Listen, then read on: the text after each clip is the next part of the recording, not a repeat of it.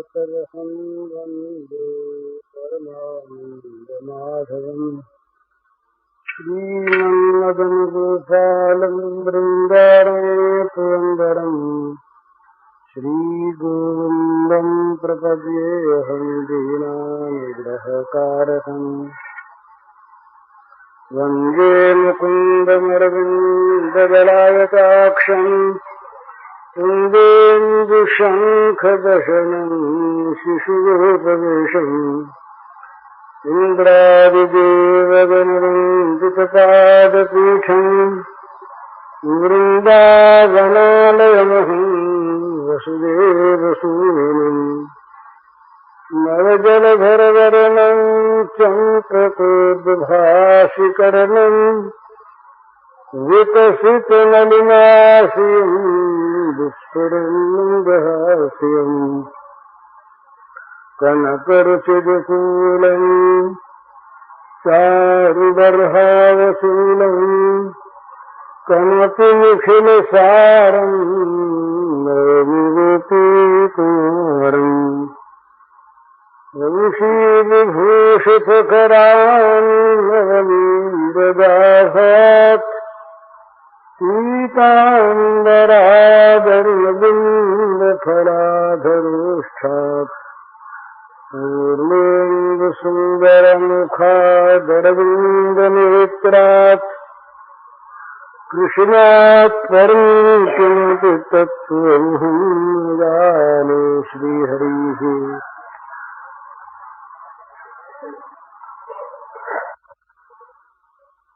सकल चराचर जगत के रूप में अभिव्यक्त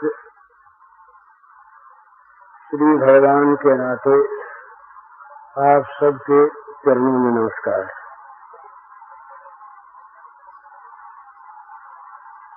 तो मेरी अपनी बात हुई थी प्रत्येक साधना में, प्रत्येक साधन के मार्ग में जैसे मुसाफिर को राह खर्च की, रास्ते के साथी की, रास्ते में काम आने लायक वस्तुओं की आवश्यकता होती है, उसी प्रकार सदाचार की आवश्यकता होती है। तो सदाचार की यही आप सुन रहे थे, यमनियम आदि, दैवी संपत्ति आदि, मनु कथित दश धर्म, भागवतोक्त 49 धर्म, ये सब आवश्यक होते हैं। ये पाया है किसी भी मकान की जब तक नींव न हो तब तक मकान का खड़ा होना और स्थायी रहना कठिन होता है। नींव की आवश्यकता होती है। तो सदाचार, दैवी संपत्ति, ना विरतो दुश्चरितात् ना शांतो ना समाहितः, उपनिषद में आया जो दुश्चरित हैं, असमाहित चित्त हैं, उन लोगों को परमात्मा का ज्ञान प्राप्त नहीं होता।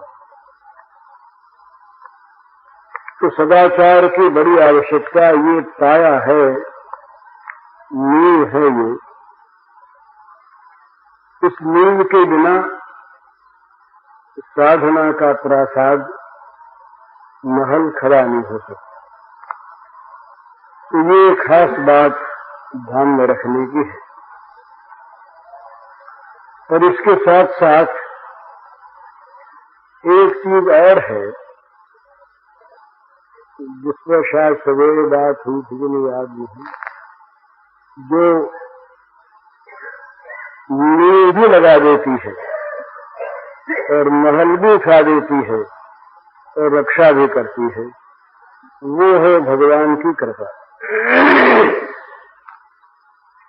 भगवत कृपा का अवलंबन हो, अपना सारा असामर्थ्य हमारी सारी निर्बलता, हमारा सारा अपौरुष और इसके विपरीत हमारा सारा पाप, हमारी सारी बुरी चीजें यदि हम भगवान की कृपा का आश्रय करें, वास्तविक कहने मात्र को नहीं, तो भगवान की कृपा से असमर्थ के सामर्थ्य भगवान, निर्बल के बल भगवान अपने बल से उसका सारा कार्य सुसंपन्न कर देते हैं, सफल कर देते हैं। उसमें इतनी ही बात है कि भगवान की कृपा का आश्रय अधूरा नहीं। रोगी आदमी रोग मुक्त होकर वैद्य के पास जाए, ये आवश्यक नहीं, परंतु वैद्य के पास जाए समर्थ वैद्य के पास, निपुण वैद्य के पास, सचिकित्सक के पास, परंतु जाए विश्वास पूर्वक और उससे कह दे कि मेरे पास तो न कोई बल है, न शक्ति है, कुतथ्य कहता हूं, लेकिन आपके संरक्षण में आ गया, आप अपने ही आश्रय में मुझे रखिए और मेरी चिकित्सा की। तो जैसे ये डॉक्टरों के अस्पतालों में नर्सिंग होम होते हैं ना रोगियों को रखने के लिए, इसी प्रकार भगवान के चरणारविंद में बड़ा बृहत नर्सिंग होम है।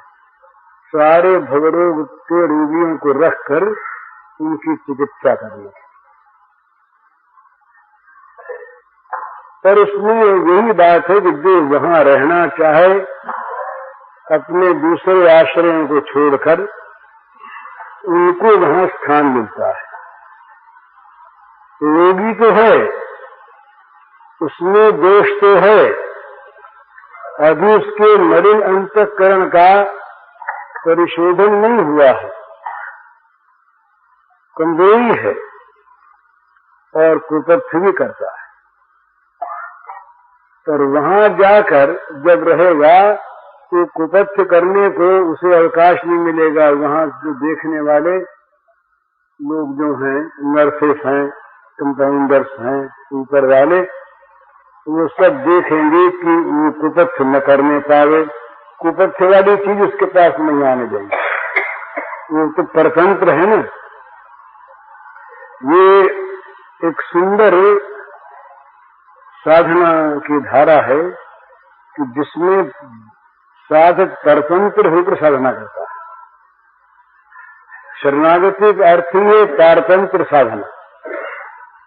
अपने आप को भगवान के हाथों में सौंप कर, अपने नहीं बढ़ सकता आगे, अपने नहीं चल सकता, पैर में ताकत नहीं, राह का खर्च पास नहीं, बीमार है, तो वो अपनी स्वतंत्रता किसी समर्थ को दे देता है और वो समर्थ उसकी स्वतंत्रता को अपने अधीन करके उसे अपने परतंत्र बनाकर अपने इच्छानुसार उसे चलाता है। तो या तो वो वहां रहता नहीं, और रहता है तो भगवान की परतंत्रता में रहता है।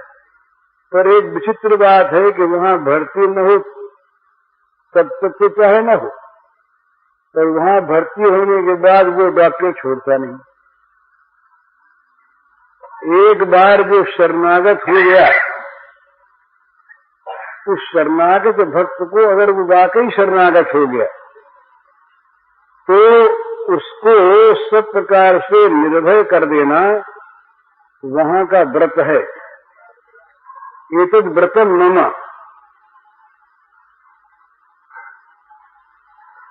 सुखदेव प्रकन्नाय तवा समीप च याचते। एक बार भी, एक ही बार होता है संप्रदान, दान, समर्पण ये 2 बार नहीं होते। हम लोग जो बार बार अपने को भगवान के समर्पित कहते हैं, मानते हैं, ये कहते हैं ले लो महाराज ले लो, पर देते नहीं। और जहां दिया और लिया दोनों चीज संप्रदान और ग्रहण हो गए, उसके बाद भगवान छोड़ना जानते नहीं। लेकिन वो अपनी निर्बलता, अपने दोष, अपना असामर्थ्य, अपनी शक्तिहीनता और अपने दोषों को दूर करने की उसकी वास्तविक या असली इच्छा, ये जब होती है तब वो समर्थ को खोजता है। पूरी निर्बलता आनी चाहिए और अपने बल का भरोसा सर्वथा मिट जाना चाहिए और अच्छे होने की तीव्र इच्छा होनी चाहिए। जो लोग दंभ करते हैं ना, ज्ञान के नाम पर, प्रेम के नाम पर, भक्ति के नाम पर, वो तो साधक ही नहीं है, वो तो दंभी दुराचारी हैं। वे तो अपनी नीच स्वार्थ सिद्धि के लिए वेश धरते हैं। उनकी तो चर्चा ही नहीं है, चर्चा है साधकों की जो असली हैं। तो उनको भी भय है कहीं बुरा संग हो जाए, वो भी गिर जाए, तो वो क्या करें? अपने को असमर्थ पाकर जहां नित्य पहरा लगता है, जहां कुतथ्य की चीज अंदर प्रवेश कर नहीं सकती, जहां देख रेख करने वाले बड़े अच्छे सदाचारी और सबल उपचारक हैं, वहां अपने को भर्ती करा दे। और वो है भगवान के चरणारविंद की शरण में भर्ती हो जाना। तो वो भक्ति बिना निर्बलता के नहीं होती। सुनेरी मैंने निर्बल केवल राम, पिछली साख भरो संतन की, अरे समारे काम। वो कहते हैं बड़ी सुंदर बात, बड़ा विश्वास के साथ कहते हैं कि हमारे पास गवाही है बहुत सी। पिछले संतों का आचरण, उनका जीवन साक्षी है इस बात का। जब कोई उनका काम अड़ गया तो भगवान ने उनके काम को सुधार दिया। पर किसका अड़ गया और किसका सुधार दिया? जो बड़े निर्बल हो गए और जिन्होंने राम के बल का आश्रय कर लिया, उन्हीं के बल राम होते हैं। निर्बल के बल राम, बलवान के बल भी राम ही है, पर बलवान राम के बल को मानता ही। बलम बलवताम चाहम, भगवान कहते हैं कि बलवानों का बल मैं हूं। प्रत्येक बल वहीं से आता है, परंतु जो बलाभिमानी लोग हैं वे भगवान का बल नहीं मानते, अभिमान का बल मानते हैं। पर ये जो निर्बल है ये भगवान का बल मानता है, तो भगवान का बल उनकी रक्षा करता है, काम करता है। उदाहरण दिए, उदाहरण है तो भक्तों के, पर पारमार्थिक नहीं। पर भगवान के जैसा सवेरे बात हुई थी, परमार्थ और लौकिक का भेद नहीं है। उनके लिए छोटे काम भी वैसे, बड़े काम भी वैसे ही। कल्प वृक्ष से जो जैसा चाहे, बुरा तो नहीं करते। चोरी हमारी भगवान बना दें, हम कहीं खून करने जाए भगवान सहायता कर दे तो नहीं करते। बुरे काम में अच्छा डॉक्टर जो है हमारी मुंह मांगी दवा नहीं देता, चाहे वो हमारा मन कितना उसको खाने पीने का हो, वो जानता है कि इससे बीमारी हो जाएगी तो नहीं देता। नारद जी ने स्त्री को मांगा, नहीं दिया, साफ सह लिया उनका, गालियां सह ली उनकी भगवान ने, पर मुंह मांगी चीज नहीं दी। तो बुरी चीज देते तो नहीं, पर अच्छी चीज लौकिक भी है तो मुंह मांगी भी दे देते हैं। पर देते हैं वहां पर जहां उनका आश्रय होता है। तो 2 उदाहरण देते हैं। जबलग गजबल अतनु डरते, नेक सरो नहीं काम, निर्बल है बलराम पुकारे, आए आधे नाम। श्रीमद् भागवत की प्रसिद्ध कथा है और पुराणों में भी वो गजराज अरण्य में रहता और बड़ा बलवान यूथ कहते था। उसके यूथ में, उसके दल में हजारों बड़े भारी हाथी और हथनियां थी। बड़ा उनका दल था और सारा जंगल, वो बड़ा बृहद वन उनके द्वारा आक्रांत था। सब जगह वो छाए हुए थे। एक दिन वो हाथी चला गया सरोवर में, स्नान किया, खेलने लगा, क्रीड़ा करने लगा। इतने में ग्रह ने आके पैर पकड़ लिया। तो हाथी के मन में तो बड़ा अभिमान था कि क्या है, ये जंतु कभी पैर से पीस डालेंगे। कश्मसाया, बहुत चेष्टा की, परंतु ग्रह ने छोड़ा नहीं। तब हथनियां हाथी को दूसरे बाहर निकल गए। बोले अंदर रहेंगे तो कोई हमारे पैर पकड़ ले, तो बाहर निकल के अपने को बचाते हुए सहायता करेंगे। ये बुद्धिमानी भी है और स्वार्थपरता भी है। जगत का यही स्वरूप है। घर वाले भी, जब कोई घर वाला फंस जाता है, बोले भाई प्लेग का आक्रमण हो गया, तो बुद्धिमान घर वाले और मरने से डरने वाले भी घर वाले, दोनों ही बातें होती। बोले भाई ये बुद्धिमानी है, घर भर में रोग फैल न जाए, इसलिए अलग रहो। टीबी का रोगी है तो बोले है तो घर का ही अच्छा होना चाहिए। दवा भी कराते हैं, परिश्रम भी करते हैं, खर्च भी करते हैं, मन में दर्द भी है, पर अलग रहते हैं इसलिए कि हमको लग न जाए, इसलिए हम मर न जाए। भय भी रहता है और बुद्धिमानी भी रहती है, पर असल में गहरे में जाके देखा जाए तो भय अधिक रहता है। तो हाथी दुनिया सब बाहर से सहायता करें। तो अब वो जो ग्रह अंदर खींचने लगा और ये जाने लगा हाथी का शरीर अंदर, तो उसने पुकारा। तो हाथियों ने क्या किया, बाहर वालों ने, ये सूंड और पूंछ से संबंध किया सबका। एक की पूंछ को दूसरे के सूंड ने पकड़ा, उसकी पूंछ को उसकी सूंड ने पकड़ा। इस प्रकार एक बड़ी दूर तक कतार लग गई बाहर से खींचने वालों की। बड़ा जोर, वो तमाम जोर लगाकर बाहर से खींचने लगे, पर जल में ग्रह का बड़ा जोर था। और ये दोनों पहले के शापग्रस्त लोग थे। तो ग्रह का जोर इतना पड़ा कि हाथी को अंदर वो खींच के ले गया। तमाम हाथी उसके पीछे से जाने लगे। बोले भैया आप तो छोड़ दो, एक ही मरेगा, इसके लिए तो कोई उपाय नहीं, सब साथ मर जाएंगे, तो बुद्धिमानी नहीं, सब अलग हो गए। अब वो बस एक झटका और लगता, दूर जाता, गया सी सूंड बाहर उसने उठा के रखी ऊंचे करके। कमल का एक पुष्प था, दूर उसको उठा लिया। जब लग गज बल अपने डरते, नेक सरो नहीं काम। अपना बल और अपने साथियों का बल, ये अपने ही बल था, भौतिक बल। जब तक भौतिक बल का उसने प्रयोग किया, अपने में निर्बलता का प्रत्यक्ष बोध नहीं किया, जब तक बाहरी बल का भरोसा रहा, तब तक भगवान ने उसको बचाया नहीं बचाया।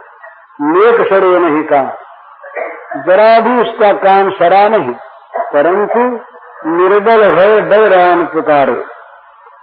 जब वो हाथी ने देखा कि अब कोई उपाय नहीं रहा, न कोई सहायक है, न कोई आवाज सुनने वाला, न कोई बचाने वाला, तब उसने भगवान को पुकारा।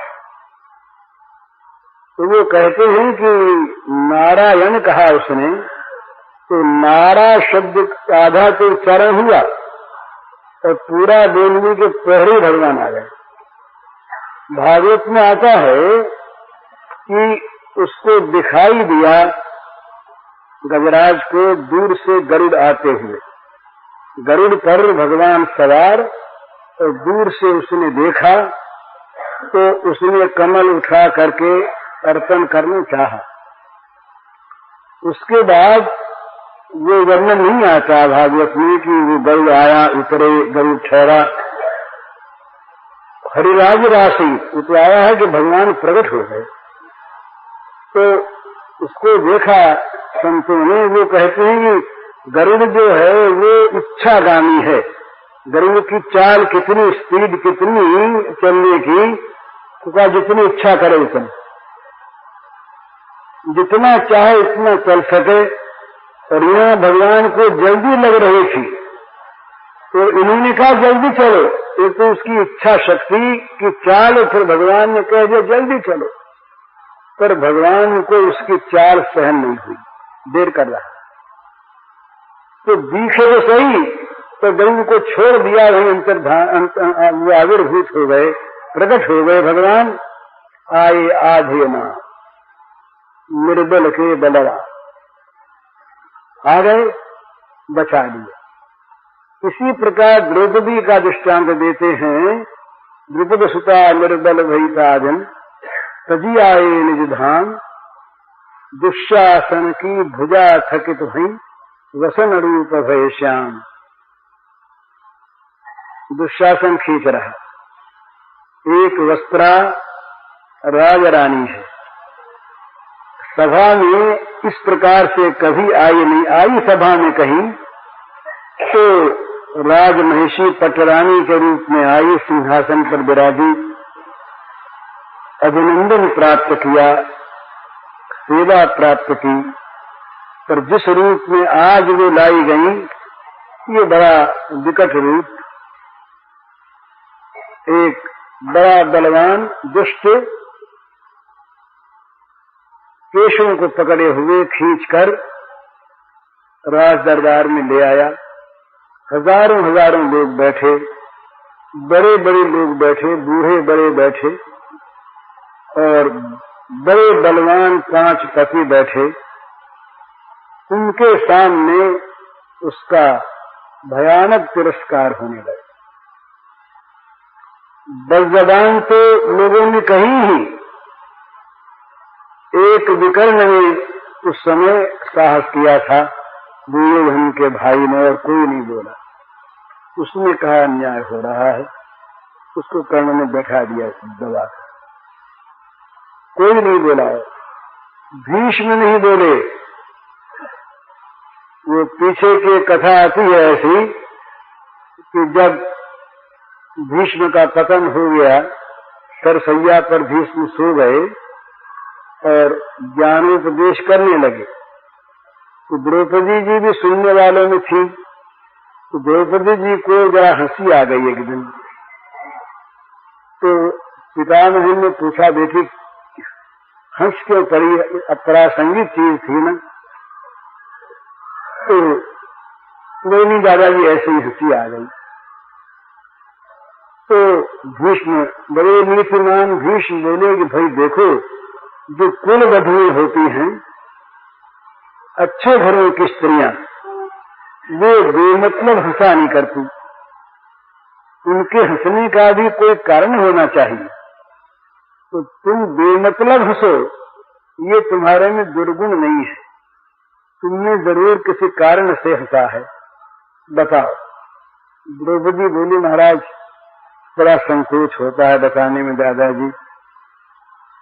कहा निर्भय बताओ, तुम डरो मत।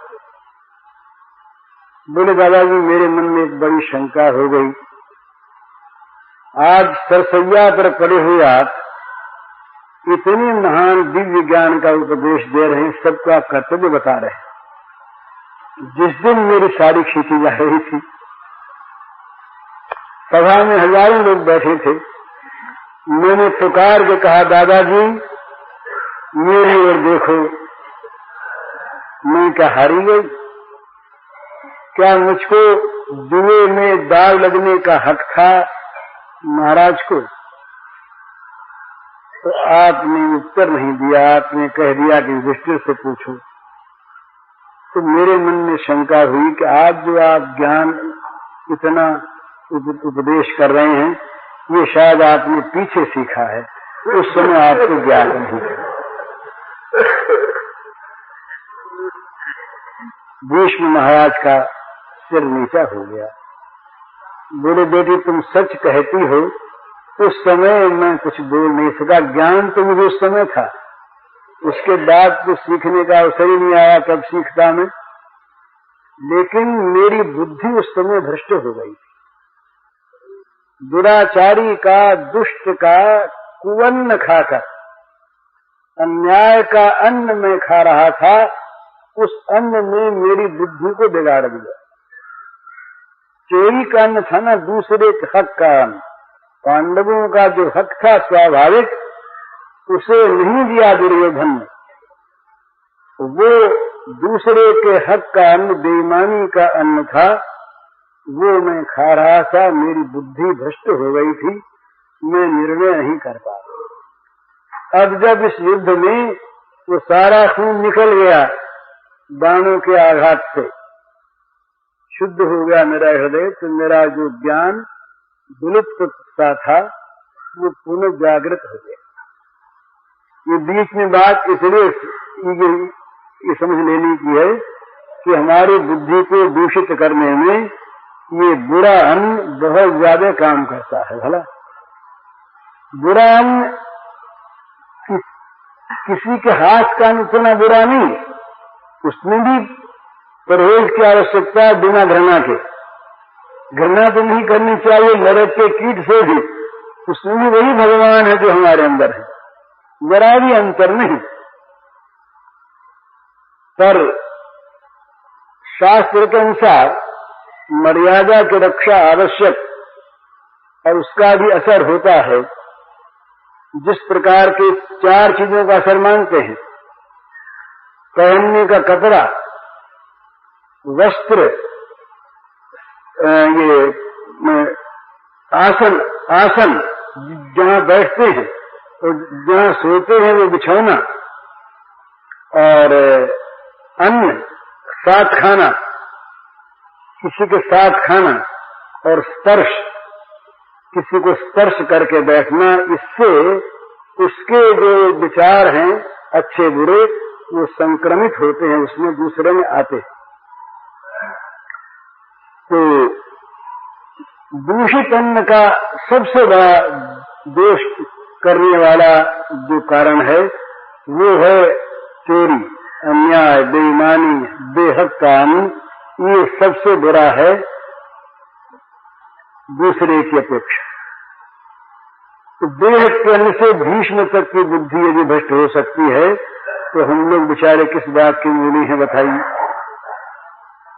तो बात कह रहा था मैं दूसरे द्रौपदी की, वहां भीष्म बैठे, दोनों बैठे, बड़े बड़े राजा बैठे, सब में मानो सबका स्वत्व निकल गया, किसी ने विरोध नहीं किया। वहां पर उसने पांडवों की ओर देखा, सिर नीचा किए, हथियार अलग रखे हैं, वो तो दे चुके, हार चुके। भीम के मन में बड़ा रोष था उस समय। भीम दांत पीस रहा था, बल्कि 1 बार वो उसके मुंह से प्रतिज्ञाएं हो गई। जब दुर्योधन ने कहा अपने कपड़े को अलग करके जांघ दिखा करके उस पर बैठ जाओ द्रौपदी से, तो बड़ा खेद हुआ। भीम ने कहा जांघ तोड़ूंगा अपनी गदा से। दुशासन ने जब केश खींचकर द्रौपदी को नंगा करना चाहा, हाथ लगाया, तब भीम ने कहा कि खून पीऊंगा तेरा। बड़ा जघन्य वहां का कांड था। द्रौपदी ने उस समय प्रतिज्ञा की कि जिन केशों को दुशासन ने खींचा है वो केश तभी बंधेंगे जब दुशासन के रक्त से धोए जाएंगे। खुले रखे अपने केश। और जब दूत बनकर श्री कृष्ण जाने लगे सुलह कराने के लिए, उस समय का प्रसंग है, द्रौपदी उनको अलग ले गई। उन्हें सखा कहती, कहा भाई तुम जा रहे हो सुलह कराने जाओ, तो उन केशों को याद रखना पड़ा। केश दिखा करके कहा। तो ये दुर्दशा द्रौपदी के उस समय सबकी ओर से निराशा हो गई, द्रौपदी निर्बल हो गई। अब वो बेचारी क्या करे? 10,000 हाथियों का बल, जिसके भुजाओं में जो अत्यंत क्रूर हृदय और जो आमादा उस समय द्रौपदी के लज्जा हरण करने के लिए, और कोई छुड़ाने वाला नहीं। उस समय द्रौपदी पुकारिए, गोविंद द्वार का आवासम, ना देखो कौरवार्णो मग्नाम, उधर सुगनार्दन और उनके समुद्र में डूब गई मैं, तुम आओ उद्धार करो। तो भगवान का वस्त्रावतार हो गया, नवीन अवतार, वसन रूप भय श्याम। भगवान ने रजस्वला स्त्री की साड़ी का अवतार ले लिया। ये भगवान का ये कृपा दान। रजस्वला थी उस समय, एक साड़ी पहने हुए थी, दूसरा वस्त्र नहीं था। उसी वस्त्र के रूप में भगवान प्रकट हो गए। दुशासन की भुजा थकित भई, वसन रूप भय श्याम। 10,000 गज बल घट्यो न 10 गज चीर। 10,000 हाथियों का बल परास्त हो गया, पर वो 10 हाथ का कपड़ा वो नहीं घटा, ढेर लग गया। दुशासन की भुजाएं थक गई। 10,000 वो हाथियों का बाहुबल परास्त हो गया। किसी के कहने से नहीं, हार कर, लज्जित होकर, संकुचित होकर दुशासन बैठ गया। ये निर्बल के बल रहा। अपबल तपबल और बाहुबल, चौथो बल है दान। शूर किशोर कृपा ते सब बल, हारे को हरिना। सूरदास जी कहते हैं जितने भी बल हैं, अपबल, तपबल, बाहुबल, धन बल, ये सब के सब श्री कृष्ण की श्याम सुंदर की कृपा से प्राप्त होते हैं। बल वहीं से आता है। और जो हार गया, हारा बेचारा क्या करे?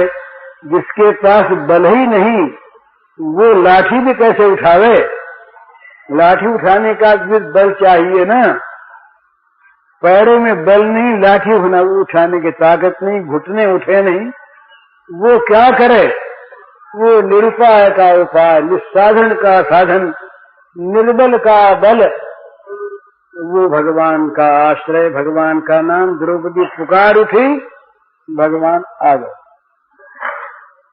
तो जैसे इन लौकिक दृष्टांतों में ये बात हुई, इसी प्रकार जब मनुष्य घबरा जाता है अपनी बुरी बुरी आदतों से, घबरा जाता अपने पापों से, और अपने आप में ताकत नहीं देखता उन पापों से मुक्त होने की, कोई साधन उसे नहीं दिखता बाहर का जो उसे बचा दे। भाई यम नियम बड़े अच्छे, दैवी संपत्ति बड़ी अच्छी, मन का इंद्रियों का निग्रह बड़ा अच्छा, कुसंग का त्याग अवश्य करना चाहिए, ये सब चीजें ठीक। परंतु एक आदमी इतना निर्बल है, वो इतना परास्त है अपने बुरे स्वभाव से, और रोता है उससे छूटने के। ये सही बात है, तो रोता है उसको ही अपने दुराचार चुभते हैं, अपनी बुराइयां जिसको खलती हैं, जो परेशान है पर बच नहीं सकता, दुर्बल है, वो क्या करे? वो सबल भगवान का विश्वास करके, उनकी कृपा का विश्वास करके उनके चरणों में पुकार उठे। चरणों में गिर नहीं सकता, वो गिरने की भी ताकत नहीं, पड़ा है, हिल नहीं सकता। लकवा मार गया वो चरण पकड़ेगा कैसे? उठ नहीं सकता। तो वो जहां पड़ा है, जैसे पड़ा है, जिस अवस्था में है, उसी अवस्था में वैसे ही पड़ा वहीं से विश्वास पूर्वक पुकार उठे, हे नाथ तुम बचाओ, दूसरा कोई नहीं। तो ये जो शरण होकर कृपा का आश्रय करना है महाराज, ये इतना बड़ा बल है कि भगवान का बल, भगवान की कृपा का बल लग जाता है, जुट जाता है उसके रक्षण में, उसको बचाने में। तो भगवान जब रक्षा करते हैं, किसी को बचाने में भगवान लग जाएं और अनहोनी कर देते हैं। भला कि किसी ने सुना आज तक कि अपनी कनिष्ठिका पर किसी ने पहाड़ को उठा के नगर को, गांव को बचाया हो? किसी ने सुना आज तक? इस एक दृष्टांत के सिवा कोई दृष्टांत इस प्रकार का उदाहरण संसार के इतिहास में नहीं है कि छोटा सा बच्चा अपनी कनिष्ठिका अंगुली पर पहाड़ को उठा ले, 7 दिन तक उठाए रखे और उठाए न रखे, हिलने लगे उसको, और उसके नीचे निर्भय होकर हजारों प्राणी अपने प्राणों की रक्षा कर सकें। ये क्या है? तो निर्बल के बलराम, ब्रजवासियों के बल एकमात्र श्याम सुंदर। आग लगी वन में, गोप बालकों ने कहा डर क्या, कन्हैया के साथ है, ये भी पी जाएगा। इसका नाम विश्वास। मैंने उसमें कभी अविश्वास की छाया ना आवे। अविश्वास की छाया जहां आती है वहां काम नहीं बनता, और अपना दल जहां बीच में आता वहां भी नहीं बनता। ये बात कहने में जरा इसलिए ठीक नहीं मालूम होती कि हम अकर्मण्य हो जाते हैं। विश्वास होता नहीं, साधना छोड़ बैठते हैं तो दोनों तरफ से जाते हैं। नहीं तो ये जो कहता है ना आदमी कि भाई भगवान को भजो, भगवान के शरणागत हो जाओ और किसी जरिए को अपनाओ, उस जरिए से भगवान काम ठीक कर देंगे। पर ये जरिया जो बीच में आता है यह विश्वास का द्योतक होता है। क्या खुद भगवान नहीं कर सकते? किसी जरिए को काम मिलाना, किसी के द्वारा कराएं, खुद क्यों नहीं कर सकते? पर हम उनका खुद करना मानते नहीं। द्रौपदी ने ये कहा महाराज, भगवान ने कहा कि भाई हम पर तो ऋण चढ़ गया। द्रौपदी ने पुकारा गोविंद और हम तो देर से आए, तो ऋण चढ़ गया। देर से आने का कारण बताया फिर भगवान ने कि भाई कारण तो उसका द्रौपदी है। गोविंद द्वारका वासिन कहा, द्वारिका से आने वाले गोविंद को पुकारा उसने, द्वारिका में रहने वाले को। तो द्वारिका से आने में विलंब होता कि नहीं? उतना सा विलंब हो गया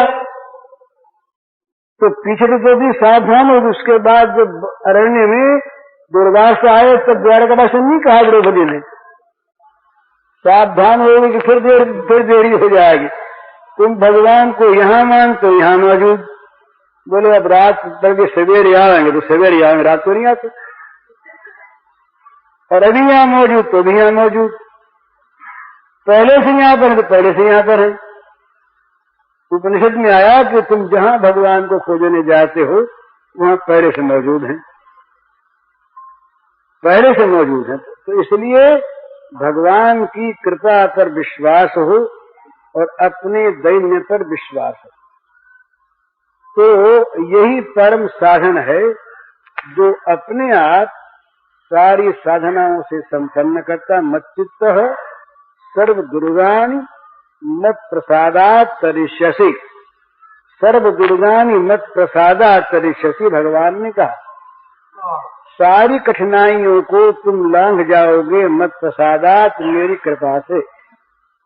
उनकी कृपा जब वो क्रियाशीला होती है, जब वो काम करने पर उतर जाती हैं और किसी का काम कर देना चाहती हैं तो वो क्षणों का विलंब नहीं होता। वो जैसे सवेरे बात हुई थी कि भगवान का संकल्प और संकल्प की सिद्धि दोनों एक कालीन होते हैं, एक के बाद एक नहीं होता।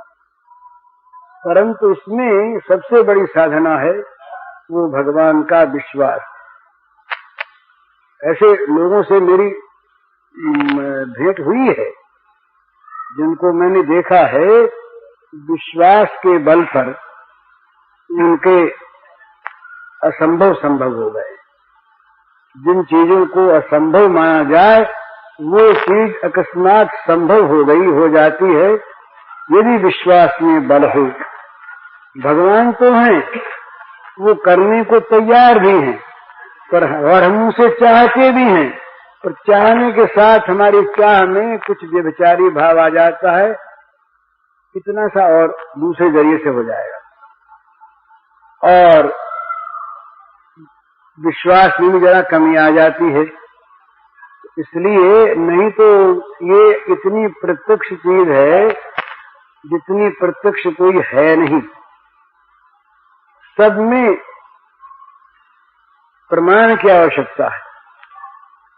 इसमें प्रमाण की आवश्यकता नहीं है क्योंकि तो प्रमाण रूपत्वाद, ये प्रमाण रूप है स्वयं, पर प्रमाण रूप सिद्ध वहां होती है जहां विश्वास होता है। भगवान को तो ये आवश्यकता है नहीं कि हमारे द्वारा अपनी भगवत्ता को सिद्ध करने के लिए लिखा पढ़ी कराए। हम माने भगवान है तब भगवान सिद्ध हों। हमको यदि गरज भगवान की है तो हम भगवान पर विश्वास करके उनके हो जाएं तो दीनबंधु शरण शरण वो भगवान अपनी कृपा से सारा काम कर देते हैं। तो इसकी बड़ी आवश्यकता है सदाचारी होने की। पर सदाचारी होने में ईश्वर शरणागति, भगवत प्रपत्ति, ये जितना अधिक से अधिक काम करती है उतना अपना साधन नहीं करता। उसमें महाराज भागवत में आया एक जगह पर सच्ची बात, दैवी संपत्तिवान पुरुष भी यदि ईश्वर का आश्रय नहीं है तो दैवी संपत्ति, दैवी गुणों का उसके अंदर अभिमान पैदा हो जाएगा कि हम सच बोलने वाले, हम सदाचारी, हम इंद्रियों को रोकने में समर्थ, हम मन को रोकने में समर्थ।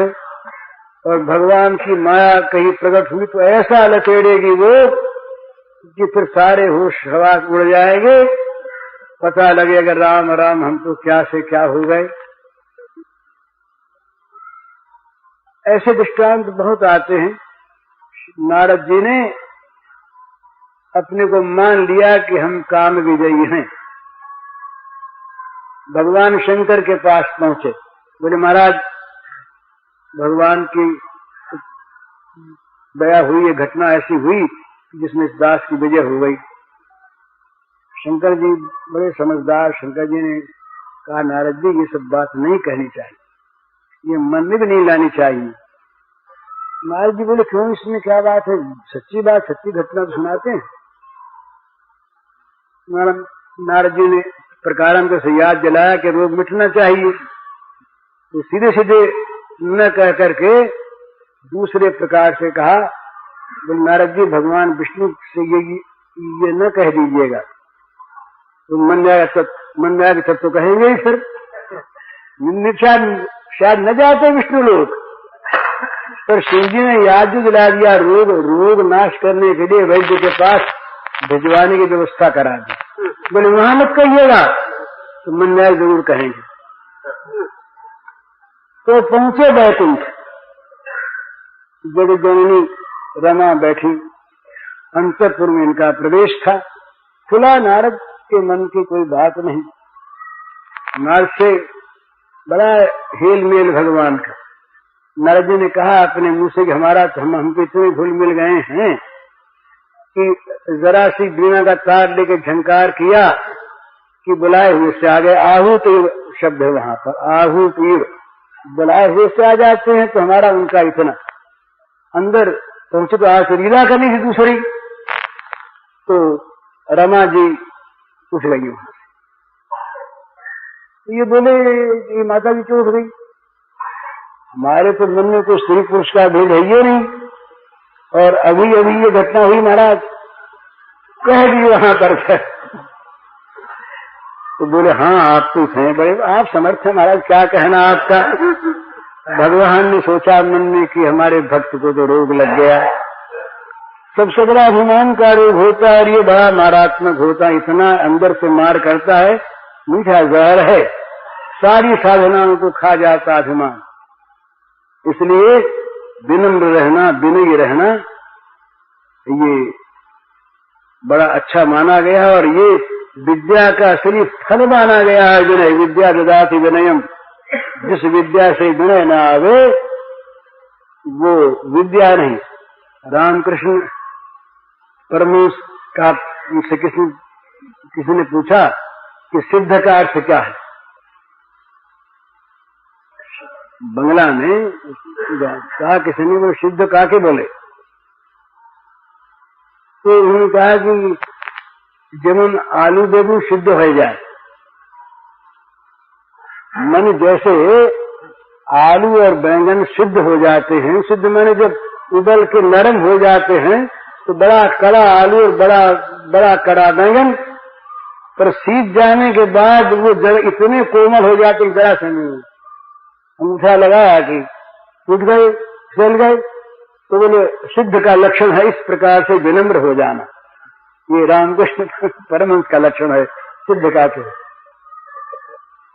सिद्ध कौन कि जैसे आलू सीजने के बाद हो जाए वो, जैसा ऐसा जिसका मन हो जाए, जिसका जीवन हो जाए, वो सिद्ध पुरुष। जिसमें अभिमान आ जाए वो तो असिद्ध हो गया, सिद्ध कहाँ रहा।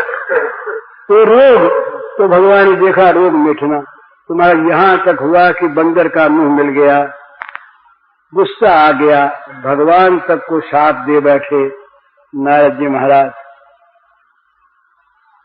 तो ये साधना का अभिमान बहुत बहुत ज्यादा तंग करता है मनुष्य को, ज्ञान का अभिमान। इसलिए विनम्र भाव से भगवान की कृपा पर विश्वास करके अपने दैन्य को भगवान के सामने प्रकट करके रखे तो साधना से जो काम नहीं होता, साधना में जो भय रहता है, वो काम अनायास भगवान की कृपा से बिना किसी जरिए के डायरेक्ट सीधा भगवान से कर देते हैं, अपने हाथों बना देते हैं।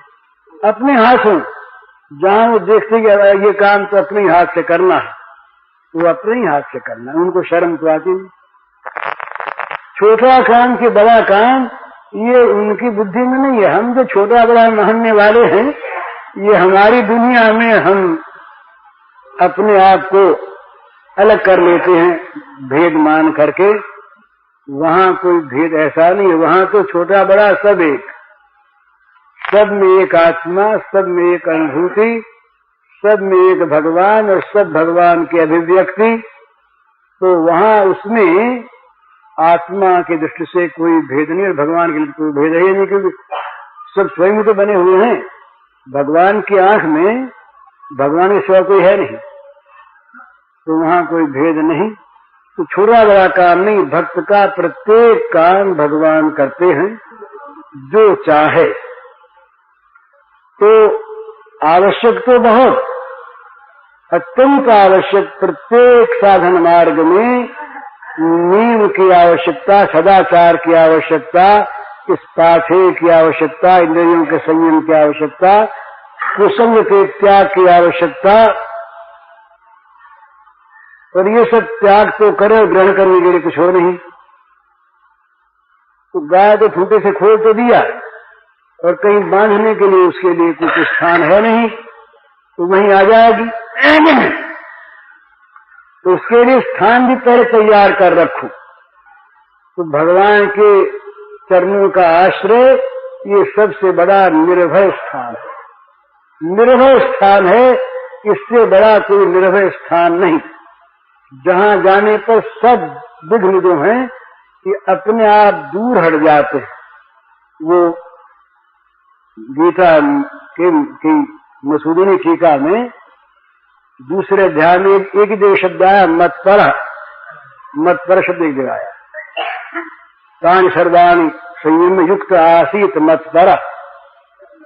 उसकी टीका करते हुए लिखते हैं मुस्लिम स्वामी कि एक आदमी के घर चोर आते हैं, चोर उसको लूटते रहते और वो राज का आश्रय उसने ले लिया। और ये बात फैल गई कि इसको अब राज ने संभाल लिया, इसकी रक्षा राज अब करेगा, तो उस घर को चोर छोड़ देते कि भाई अब दूसरा घर देखो, यहां पकड़े जाएंगे। तो भगवान के परायण होने पर इंद्रियां एक बार क्या करे कि एक बार इंद्रियों को जरा सा रोक करके और भगवान का आश्रय कर ले, उसके बाद इंद्रियों को नहीं जाने देंगे। तो बैठ जाए अपना, फिर रोक करके एक बार बैठ जाए, फिर कह दे बोले अब हमारे हाथ की बात नहीं, हमारे तुम संभालो अपना। जहां कहा तुम संभालो, उन्होंने आकर के अपना कब्जा कर लिया।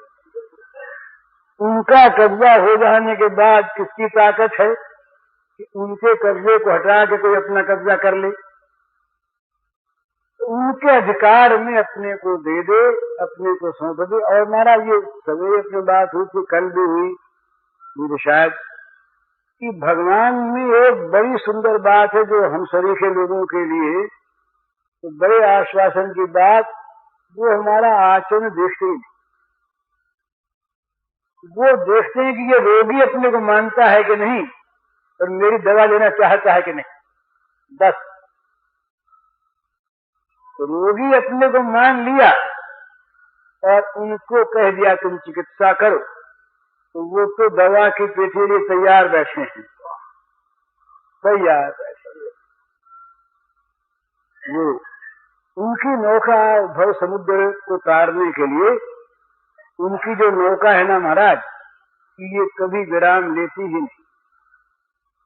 उनकी नौका कभी भी आज तक उस नौका में कभी विराम नहीं हुआ, कभी वो रुकी नहीं थोड़ी देर के लिए।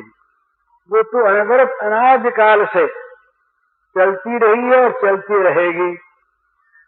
जो कोई उस नाव पर बैठना चाहे उसके लिए तैयार खड़े हुए आओ, और पुकार रहे हैं जैसे नाव वाले पुकारा करते हैं, आ जाओ भाई पार उतारते हैं, पैसे वाले इतना पैसा लेंगे, ऐसे कुछ बोलते हैं, आ जाओ यात्री कोई आ जाओ। वो कहते हैं आ जाओ, अहम समुद्धरता भवामि, ये उनके अपने वाक्य हैं। संसार सागरात अहम समुद्धरता भवामि नचरात, ये उनकी अपनी वाणी है। चलो संसार सागर से बहुत जल्दी उद्धार मैं कर दूंगा, मैं कर देता हूँ। ये गीता में भगवान के अपने शब्द हैं। तेषाम् अहम् समुद्धर्ता मृत्यु संसार सागरात भवामि नचरात पार्थ मैया विशिष्य चेतसाम। जो मुझ में मन लगा चुके, जो मुझ पर अपने को छोड़ चुके, जो मुझ पर निर्भर हो गए, अभी तरे नहीं है वो। अगर तर गए होते तो तारने की बात अगर कहने का कोई स्वारस्य नहीं, तो इसी पार है, उस पार पहुंचे नहीं है, तरे नहीं, तरना चाहते अवश्य हैं। तो वो कहते हैं कि भाई एक समूह ऐसा है जिसको मैं चाहता हूँ, मैया विशिष्ट चेतसाम, जो मुझ पर निर्भर करते हैं, मेरी नाव से पार होना चाहते हैं, जिनमें अपने तैर कर पार होने की ताकत नहीं, जो हाथ पैर नहीं हिला सकते, जो पानी को नहीं उलीच सकते, जिनका दम टूट जाता है, जिसको जल जंतुओं का जिसको डर है, ऐसा कोई हो वो आ जाए मेरी नाव में, आ जा। और उसको नचरात बोले भाई तुम्हारी नाव में बैठ जाओ, तुम बरसों यहीं पर पड़े रहो लंगर डाले और नाव तुम्हारी चले ही नहीं, तुम नए नए मुसाफिरों खोज में बैठे रहो। बोले नहीं, नचरात, नचरात का ये हो गया पार। जहां नाव में बैठा कि पार हो गया, भगवान के शब्द में बोले देर नहीं होगी। और साफ कहा कि कहां से पार करोगे, का इस मौत के समुद्र से, मृत्यु संसार सागरात। कोई अर्थ को खोजने की आवश्यकता नहीं, साफ शब्द इस मौत रूपी संसार के सागर से पार करने वाले हम होंगे, बहुत जल्दी तुरंत पार कर देंगे। तो ये भगवान की घोषणा। इसमें बस एक ही बात है कि उन नाविक पर क्या क्या हमारे जरूरी काम है, तुम तो आकर के अंदर बैठ गए और हमारा काम सारा खराब, हमको फुर्सत तो है नहीं, अभी फिर आ रहा, स्मृति हो गई, फिर स्मृति होती है, फिर आके बोले भैया फिर बोले महाराज प्रतिष्ठा जो आते हुए काम होते न मालूम कितनी बार वो लौटते हैं और कितनी बार दोस्त बना कितनी बार, और जब देखते हैं कि नहीं सुनता, तब जरा कड़ाई भी करते, कान को खींच लेते हैं, चाहते हैं। ये जो दुख भेजते हैं ये भगवान अपने पास बुलाने के लिए ये जरा सी ताड़ना देते हैं, खींच लेना चाहते हैं जबरदस्ती, यूं नहीं आया तो यूं सही, आराम से नहीं आया तो बंद कराओ, तो राक्षस नहीं मानते, तो वो तो राक्षस में भी वही प्यार है जो साधु में है, तो भूला हुआ है ना, तो भूले हुए को भी तारना तो है ही, तो वहां न सही मुरली चक्र सही, कहीं मुरली का स्वर सुन करके और खींचे आ जाओ, या चक्र से इस देह को त्याग करके आ जाओ, उनकी कृपा शक्ति छोड़ेगी नहीं। तो इस प्रकार से भगवान निरंतर हमें बिना किसी शर्त के, बिना हमारा कुछ देखे सुने, बिना हमारे पूर्व इतिहास पर विचार किए हमको स्वीकार करने के लिए तैयार, रात दिन किसी वक्त उनका दरबार बंद नहीं। आधी रात को कोई पुकार उठे और उसी समय जरूरत हो जाए तो वो ये कह देंगे कि अभी तुम सो गए, द्वार बंद है, सवेरे तक प्रतीक्षा करो ना, अभी तैयार। तुम जब पुकारो, जहां पुकारो, जैसे पुकारो, वहीं तभी वैसे ही आने को तैयार।